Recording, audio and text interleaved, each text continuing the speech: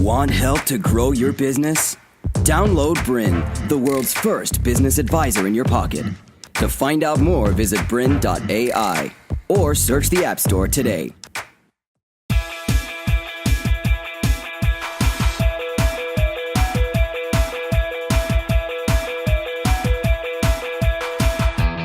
Hello and welcome to this episode of Grow Your Business. My name is Kristy Smith and I'm the founder of Virtual Elves. We specialise in supporting small businesses, learning how to scale and grow your business through outsourcing. Today I want to talk to you about the 5 things that your business absolutely needs to have before hiring outsourced resources. And you might ask, what do I mean by outsourced resources? We're talking about virtual assistants, whether that be local, offshore, talking about graphic designers, web developers, freelance contractors, all of those people that can support your business and are not actually employed by you. So let's get right into it. What we're going to learn today is really around those key learning outcomes, and we're talking about one simple activity that's going to start that off, and I'm going to show you how to identify your core work and outsource everything else. This is the first step and it's the most important. Then we're going to talk about how a VA can actually drive the growth of your business and not just do your menial tasks, but actually bring some value to your business. After that, we're going to understand why you should be preparing, systemizing, and creating processes before you even hire someone. All too often we see people walking in saying, I'm so overwhelmed, I need a virtual assistant, but not really having thought about what they want that person to do for them. Lastly, we're going to learn how going into a working relationship with a virtual assistant with the right mindset will actually set you up for long-term success. And we're talking about that freelancer versus core personnel mentality. So not just thinking of that person as doing a simple task for you, but thinking about them as a core team member and how you can actually help them grow through your business with you. Lastly, when to hire, who to hire, and exactly how to hire for success. So are you ready? Let's get going. Before we get started, what I really want to talk about is the fears that prevent us from moving forward and actually getting that support that we so need. And let me tell you, we've all had them. I started my business with massive fears around taking my work offshore, with massive fears about letting go and actually letting someone else do that work for me. And I really struggled with that, and I think as a business owner we can become a bit control freaky. You know, we hold on to things because we think no one else can do them better than we can do. So what I want to help you with is try to break through those fears. Think about them as small barriers that you can leap over, because really there's no reason why you can't. And you may be, asking yourself, what happens if my IP gets sold?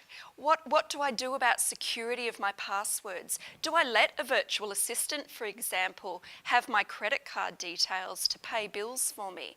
Do I actually give them access to my accounting programs? All of those fears around security of IP. And then you've got those fears around what happens if they don't speak English and understand me well enough. What happens if that language barrier is too broad, too big, and we can't come to an easy communication solution where we can actually get our point across to each other? How do we communicate? That's sometimes a really big fear. How do we understand how to communicate? What time zone are they in? When do we need to work? When do I need to be online?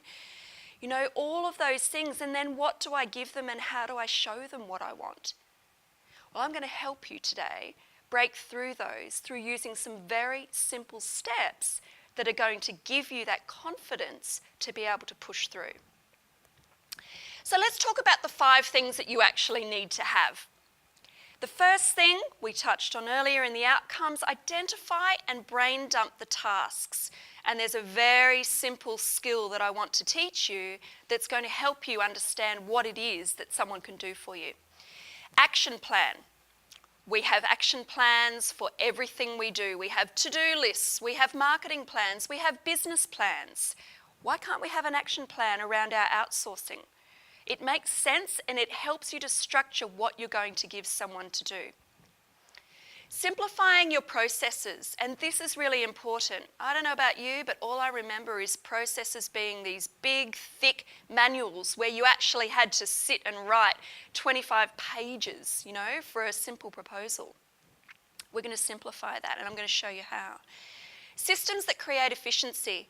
And with the BRiN app, you've been blessed because there's so many people. Pete Moriarty, we've got people doing Google Apps for Business. We've got all these amazing systems. I'm going to show you some really simple ways to get started if you haven't already, and use those systems to help your virtual assistant or the outsourced resource actually know what you need them to do. And then your final one is recruiting right. And I'm going to help you with some tips around how you can actually know the right person for your business and some little simple steps that you can do to actually make that recruiting process easier. All right, let's get started. Identifying what a VA can do for you. Now, if I was to walk up to you and say, Sam, what is it that you did yesterday?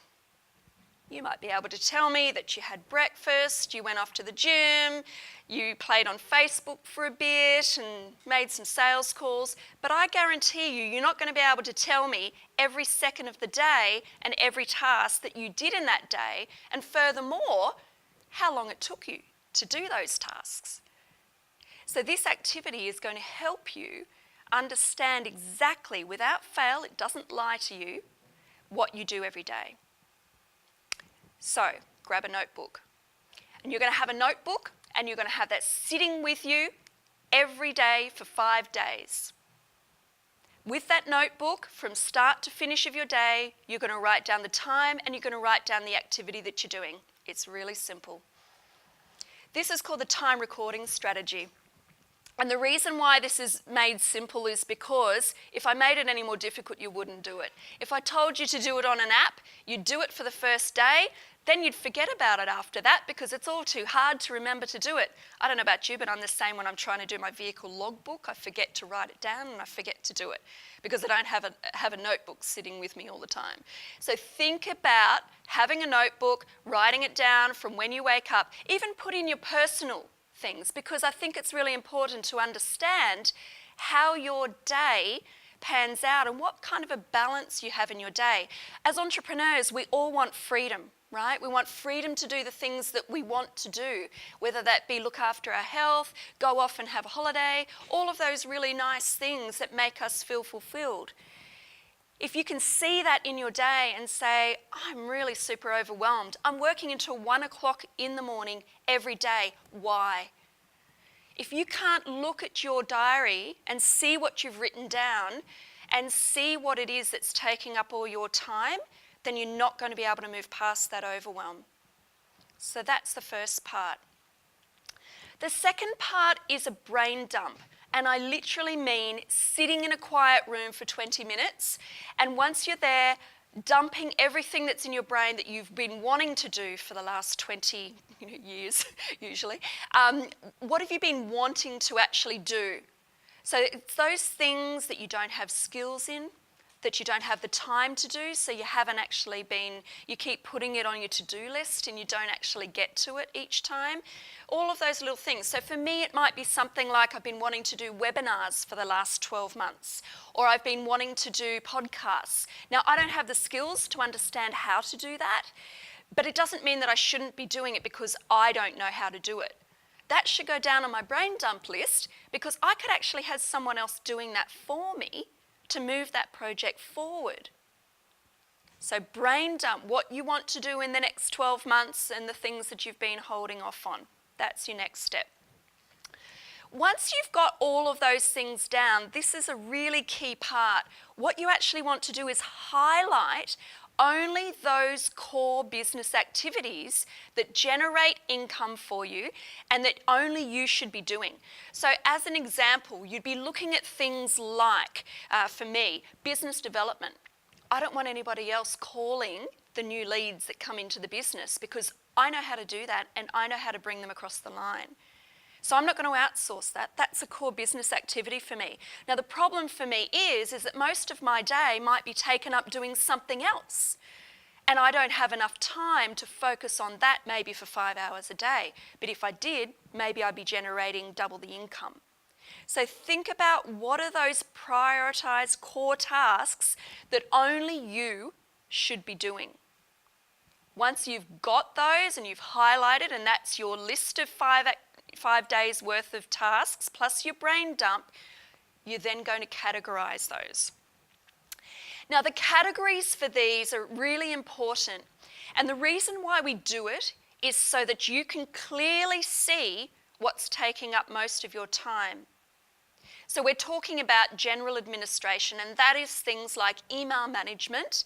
It might be customer service. It might be preparing PowerPoint presentations, documents, all of those general, receptionist, personal assistant type tasks that we would have normally got somebody to do. That's your general admin. Your marketing communications, and this is usually the biggest area. And the reason why it's the biggest area is because we've now added the digital online marketing. So you've got social media marketing, you've got all of your email communication, you've got everything to do with marketing your business online and communicating to your following, okay?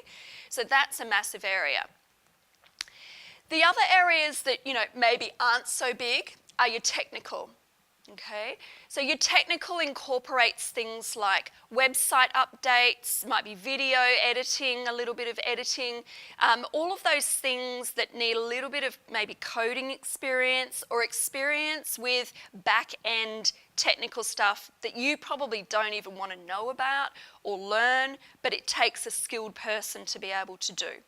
Okay, that's a really key area that people struggle with, and I think that's a really good area for people to start with, because usually it stops you from doing the marketing and communications. So once you've got a website set up, then what? What do you do next? How do you then communicate to your database? Okay, and then your last area is your creative, and that's also a really big one. So your creative. To continue enjoying this presentation, download BRiN, the world's first business advisor in your pocket. To find out more, visit BRiN.ai or search the App Store today.